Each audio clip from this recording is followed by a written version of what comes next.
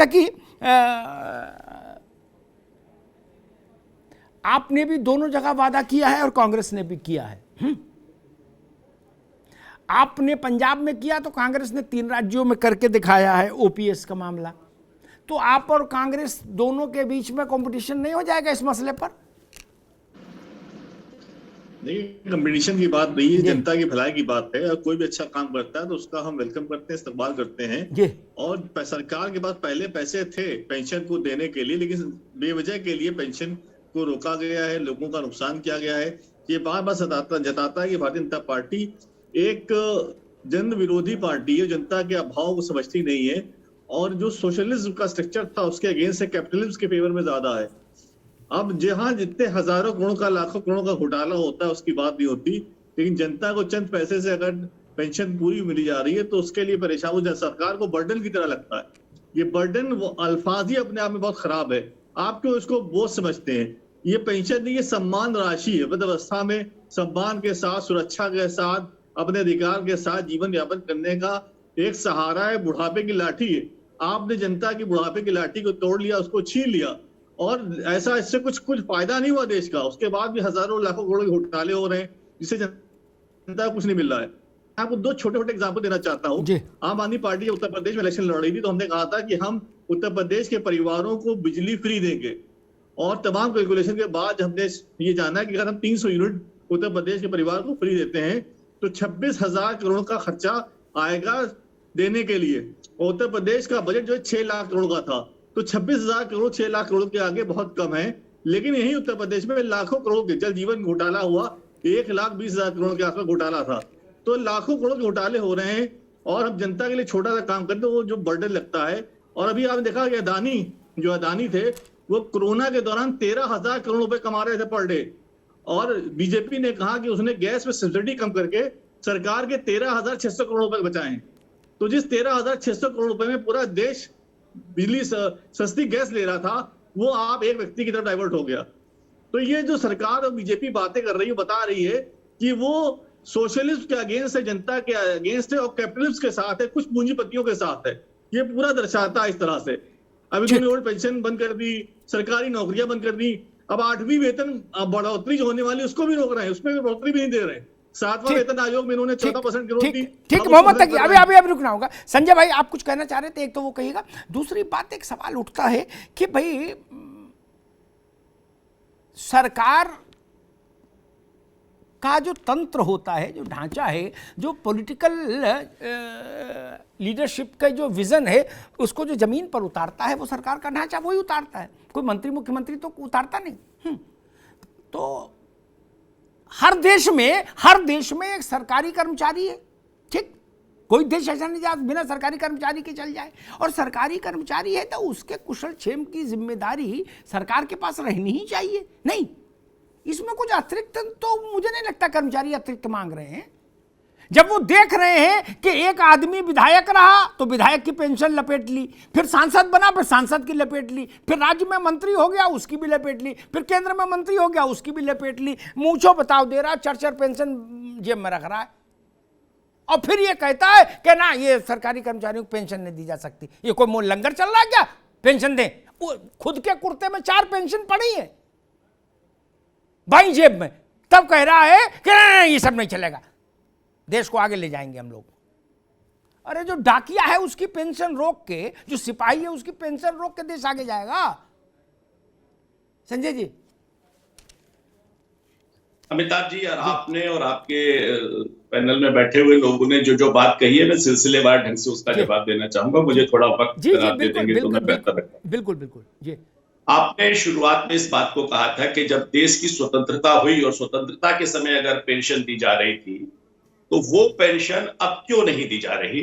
मुझे लगता है कि 7th पे कमीशन आने के बाद सरकारी कर्मचारियों का वेतन की जो वृद्धि की सीमा है, मुझे 2009 या 2010 का एक वाकया याद है कि रेलवे की स्टैंडिंग कमेटी की रिपोर्ट थी जिसपे कहा गया था कि 70% पैसा हम वेतन, पेंशन और भत्तों में रेलवे के कर्मचारियों को दे रहे हैं। मुझे लगता है कि विनय कुमार बंधु जी अगर चाहेंगे तो रेलवे की स्टैंडिंग कमेटी की उस रिपोर्ट को चेक कर लेंगे।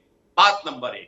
बात नंबर 2, पंजाब की बात आपने कही है जिसमें पेंशन को बढ़ाने की बात कही है। पंजाब की सरकार को बनने के बाद पंजाब के मुख्यमंत्री दिल्ली आए और मोदी जी से मिलने के बाद उन्होंने कहा कि हमारे राज्य की अर्थव्यवस्था बहुत खराब हो गई है और इस व्यवस्था को सहयोग करने के लिए केंद्र की सरकार को इसको पैसा देकर फुलफिल करना चाहिए। मतलब जिन्होंने इसको अपने देश के प्रधानमंत्री के पास बीजेपी के प्रधानमंत्री के पास नहीं गए थे और अपने अधिकार देने गए थे। पंजाब ने सबसे ज्यादा अपने देश के लिए शहादतें दी है, सबसे ज्यादा सैनिक पंजाब ने दिए, सबसे ज्यादा पंजाब देता है।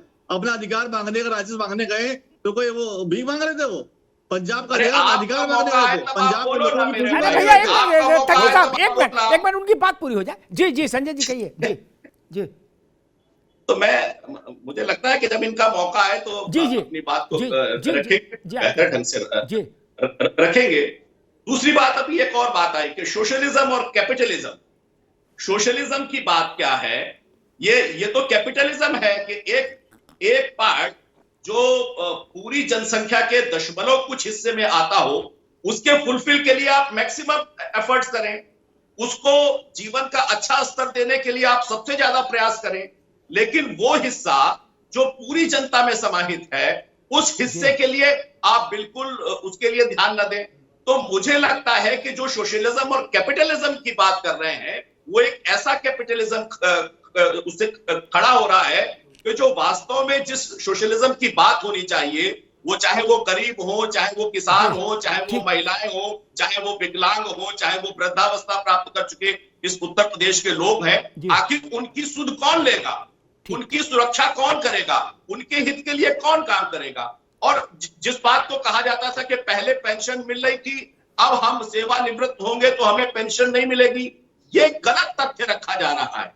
देखिए, पहले दिन से 10% हिस्सा और 14% हिस्सा ये मिलकर अगर 24% आपके वेतन की राशि वो जा रही है और शेयर मार्केट में जा रही है, तो मुझे लगता है कि उसके बेहतर प्रबंधन के लिए, जिसमें निश्चित रूप से सरकारी कर्मचारी ही इन्वॉल्व होंगे, उसके बेहतरी के लिए कोशिश करना चाहिए। क्योंकि जब ये 2005 में जब ये आई, अमिताभ भाई 2005 में आई तो शेयर मार्केट लगभग 18,000 के पॉइंट पर था, आज 61,000 के पॉइंट के ऊपर है। तो मुझे लगता है कि उस राशि का प्रबंधन अगर बेहतर होगा तो इससे बेहतर भी परिणाम आ सकते हैं, पेंशन इससे बढ़ सकती है। लेकिन ठीक है संजय, मुझे लगता है कि सही जगह अगर हिट करेंगे तो इसके बेहतर परिणाम आएंगे, लेकिन उसके लिए काम करना पड़ेगा और दूसरों को भी इसका लाभ मिले, बजट का हिस्सा। संजय भाई ठीक, अब आप रुकिए। संजय भाई ने का मूल स्वर है जो मैं समझ पाया वो ये कि एक छोटे से वर्ग के लिए सारी सुविधाएं जुटा के बहुसंख्यक वर्ग को उपेक्षित कैसे कर दें, ऐसा मैं समझ पाया जो वो टोटल कहना चाह रहे हैं। ठीक, इसमें मैं एक छोटा सा क्षेपक जोड़ता हूं, फिर बाकी मेहमानों के पास चलूंगा, जो मेरी छोटी बुद्धि समझ पाई। ये तो तब भी 3-4 करोड़ होंगे देश भर में मिला के, सरकारी कर्मचारी सब, केंद्र और राज्यों के सब मिला के, हो सकता गलत हो लेकिन ऐसे होंगे, इतने कुछ तो होंगे। ठीक, सारे एमएलए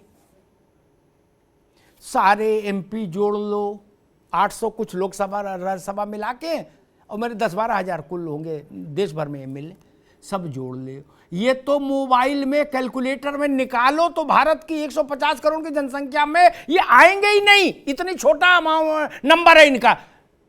0.000 कहाँ लाके लटकेंगे भगवान जाने क्या। अभी नहीं संजय भाई, उनके लिए देसी घी भी फ्री सस्ता प्रोवाइड कराए देश, चाय की पत्ती भी पार्लियामेंट में सस्ती दिलवाए, ओरिजिनल दार्जिलिंग वाली, तो भैया वो खरीद के नहीं पी सकते। जब स्कूल का मास्टर खरीद सकता है तो सांसद जी भी खरीदे। मक्खन भी वहीं से बंधवा के ले जाते थे जब मैं जाता था लोकसभा कवर करने, अब ले जाते नहीं जाते तब मैं देखता था। ठीक, और खाना भी वहीं खाते। ठीक, जितने पैसे में बाहर छाछ नहीं मिल रहा एक गिलास, उतने में बटर कोरमा और बिरयानी चापो।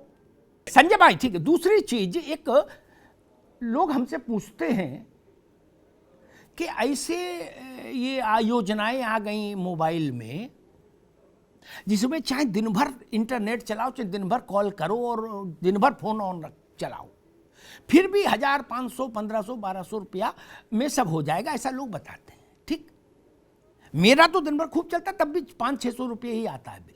ठीक, लेकिन वो कहते हैं सांसदों को अभी भी फोन का भत्ता बहुत मिल रहा है। विजय कुमार बंधु, वहां देश पर लोन नहीं पड़ रहा। 15,000 रुपए आज की डेट में 15,000 रुपए सांसद लोग मोबाइल के लिए खर्च का 15,000 रुपए लेते हैं। ये जानकारी लें। मैं आपसे कहना चाहता हूं, एक ही मामला नहीं है। आप सुनिए, मैं बता रहा हूं सर जी। आवास फ्री, गाड़ी फ्री, बंगला फ्री, ड्राइवर फ्री, सुरक्षा फ्री, खाना फ्री, जाना free, plane free, train free. ये हमारा टैक्स का पैसा है। कोई एहसान आप नहीं कर रहे हैं हमारे ऊपर, हमको पेंशन दे रहे हैं, कोई एहसान कर रहे हैं। मेरे टैक्स के पैसे से आज भी माननीय लोग प्लेन और ट्रेन से सफर करते हैं। क्या आप इसको आप ना हो तो आपकी तो सरकार है, आप पता लगा लीजिए। खाना पीना, आना जाना, उठना बैठना सब देश के टैक्स के पैसे से आप करते हैं। तब आपको दिक्कत नहीं होती, तब आपको दिक्कत नहीं होती, तब आपको दिक्कत नहीं होती, आपको दिक्कत नहीं होती है। आपके अंदर अगर जमीन है, आपके अंदर अगर जमीन है तो आप अपने सुधार को बंद करिए, फिर हमें नैतिकता का पाठ पढ़ाइए। आपके अंदर अगर जमीन है, अपनी व्यवस्था बंद करिए, फिर हमें नैतिकता का पाठ पढ़ाइए। आप पेंशन देंगे, मैं सुनने वाला नहीं हूँ। आप पेंशन और हमको मना करेंगे, हम सुनने वाले नहीं हैं। देश से 70 लाख कर्मचारी, 70 लाख कर्मचारी सुन रहा है आपको, सुन रहे हैं आपको। हमारे टैक्स पर आप मौत करोगे, हमारे टैक्स पर आप हमारे टैक्स पर आप मौत करोगे। हमको पेंशन, आप पेंशन लोगे, हमको पेंशन नहीं दोगे, ये कौन सी है? मैं आपसे पूछना चाहता हूँ, मैं आपसे पूछना चाहता हूँ, मैं आपसे पूछना चाहता हूँ, मैं आपसे पूछना चाहता हूँ, मैं पूछा, बच्चे पे पैसा खर्चा किया जाता है, भार है।